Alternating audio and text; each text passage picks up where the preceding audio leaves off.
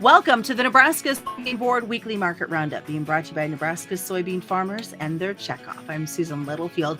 A quick shout back to Bryce Duskett for filling in for me last Friday as I was announcing ringside at the Nebraska State Fair. So I appreciate him being a pinch hitter for me last week. And on another side note, we are going to be on the road next week taking this show to Husker Harvest Days. We'll get you more details coming up about that. In the meantime, there's a lot of factors that are being worked in on this trade today. A lot of waiting for this report to come out on Tuesday. We're going to take a look at that. We're going to take a look at some dryness that is happening and continues to be frustration as harvest gets underway, and really the lack of export excitement. There's a lot to look at on this week's report coming up. Imagine a future fueled by soy-based possibilities. A future where creativity and productivity live together under one roof. A future that takes you from point A to point B to point Z, all while ensuring brighter tomorrows for our next generation. A soy-based future? It's already here. And welcome back once again. Joining me this week is Arlan Suderman. Arlan is with StoneX. And I told Arlan when we started the program, I said, guess what? It's all about you today. Well, you delivering us the information. Our other marketing guests, unfortunately, had some internet connectivity issues. So Arlan, we get a chance to really dive in to those StoneX numbers. When you and I talked earlier in the week, that information wasn't available yet from your survey. So what are you seeing in those numbers? Well, again, this is a customer survey that we use, and we do it once a month, August through November. And we ask in your trade territory, and these are commercials. So they're buyers of grain, country elevators. They have agronomists who are walking the fields or talking to farmers. And we say, in your area, what do you believe the final yield will be based on what you currently see? And so our September 1st estimate, which actually this year, because of the holiday, we did it on September 6th, was that the national corn crop would be 175 bushels per acre and soybeans 50.1. And I recognize that corn yields are higher than what people might expect it to be, especially in the state of Nebraska, which has had more stresses this year. That's what we've seen. And I think this is a year when seed size is going to be big. And where that seed size comes out is going to really determine our final yield. We've seen years when August was very favorable for big seed size, when the estimates came in low. Years when it was the other way, it came in high. So we'll have to see what the final is. But right now, that's our best estimate of what the trade sees out in the field. And as those combines really start to get rolling, it'll be interesting to watch along social media to kind of see what people are saying and how much truth, shall we say, frustration that might be shared with us. Yeah, absolutely. And of course, the problem is we all think that the whole country is the way we are in our own backyard. And there is some very good corn out there. I personally think that there's some concerns that smaller seed size will end up with a yield smaller than that. And I think we're going to have those concerns show up in the combine. This is a year when the crop is maturing very rapidly. So it's going to be a quicker harvest. We're going to find out sooner. Hopefully the weather will cooperate with that. But what I'm most concerned about is about soybeans, because we have less room for error with the soybean crop if it would end up being smaller. I'm glad you brought up the soybeans, because I know that dryland harvest is taking place just around my neck of the woods. And some of those preliminary numbers are not pretty. We're talking 20s, 25 bushels to the acre in some areas. So when you guys did your survey, what was kind of coming back? Yeah, and basically what we've seen is that Iowa and Illinois, of course, are key production states. We saw Iowa fall just below 200 bushel, 199 bushels per acre on corn, while Illinois held above 200 at 204. In Nebraska, we're at 180 bushels per acre for corn, 57 for soybeans. And that's obviously one of those areas where I'm most concerned about seed size and what's going to happen there and pulling it down.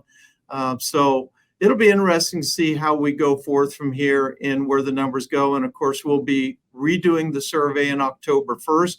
That'll start having some harvest results in it, which will tend to affect the survey numbers as well. So I'm curious. I've heard some rumblings that says, January's report is going to be more influential than what we see in this upcoming report on Tuesday. But now I'm also hearing this report in between could also have some strong influence.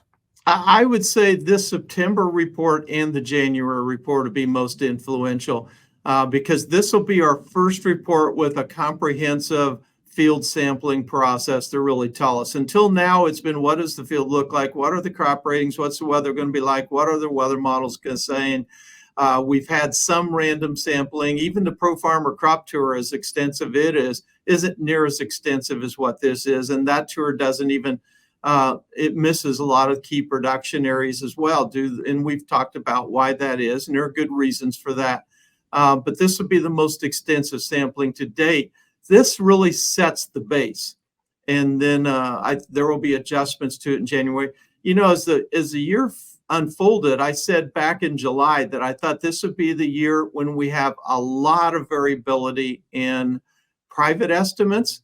That's going to create a lot of debate on social media, a lot of arguments on social media, and it certainly has. And it's going to create probably a lot of changes in yield estimates from month to month in the USDA reports as we learn more about the crop. And I still think that's going to be true. So are you going to look at a quieter trade Monday into Tuesday as we do some anticipation of these numbers to be released midday? Yeah, Friday was really quiet in the grain trade, and I expect something similar on Monday, unless we have something in the outside markets that moves it or something that happens in the Black Sea that moves it. I think Monday will probably be very similar, and then brace for the potential for fireworks on Tuesday when that report comes out. Remember, the computers are the first thing to trade the numbers in the seconds that follow the data release, and then the human factor comes in after that. So where we close on Tuesday will be critical. Well, as we continue here with the Nebraska Soybean Board Weekly Market Roundup, Arlan, I'm curious, what's it going to take to get some excitement to build for these export numbers? I mean, there's such an influence coming out of South America still that we're not used to. Yeah, I did some work today on market share that the United States has in corn and soybeans, and it was similar for corn and soybeans, where 30 years ago, we had 70 to 75% of the world market share of exporting corn and soybeans. Now it's between 25 and 30% market share. So it continues to be a problem. We're losing market share primarily to South America and primarily to Brazil. Brazil has tremendous expansion capability. They've been expanding acreage very rapidly over the last several years, but weather has held down production.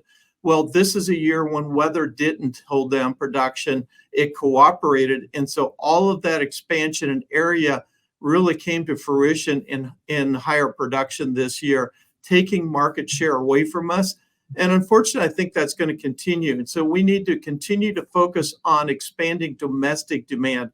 Well, for corn, that's kind of a problem near term because we still don't have the final approval of support for ethanol to be a feedstock for sustainable aviation fuel, for the subsidies for that. The White House has put that off until December, and our livestock numbers are down. And it's going to take probably 3 years to rebuild those cattle numbers. Hog numbers are down this year. It won't take as long to rebuild those, but that's domestic demand is going to be soft there as well.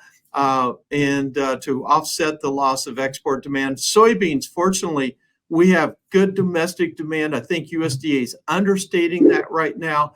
We just need to see kind of what China does on the export front here over the next several months to see whether the domestic demand increase will be enough to offset the lost export demand. And still that big concern that comes with the Mississippi River and the Panama Canal as dryness continues. A lot of people are discounting that, especially the Panama Canal problems.